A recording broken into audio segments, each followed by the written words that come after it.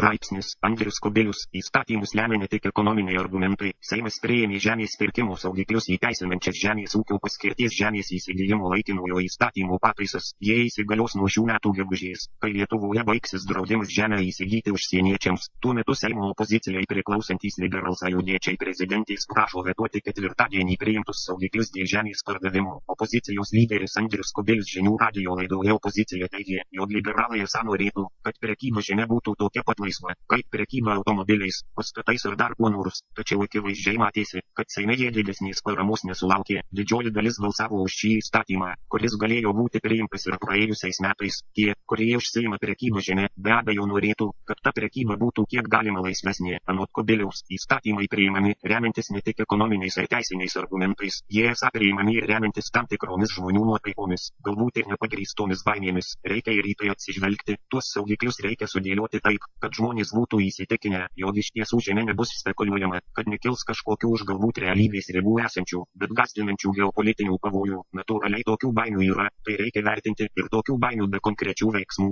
konkrečių įstatymų, saugiklių neįmanoma įveikti. Didieji žemės savininkai, pasak Kubiliaus, dabar turėtų įvertinti savo ankstesnes pozicijas. Ar jie nedarė klaidos, garsiai šaukdami, esą koks didžiulis pavojus gresia nuo gegužės 1-osios, kai žemė Lietuvoje bus parduodama pagal ES taisyklės. Pažiūrėkime, kas rėmė referendumą. Tie didieji žemvaldžiai su Ramūnu Karbauskiu priešakyje ir buvo didžiausiai referendumo iniciatoriai. Tam tikra prasme jie ir prisišaukė tokį įstatymą, sakė Seimo opozicijos lyderis. Straipsnis įgarsintas iš naujienų portalo Balsas.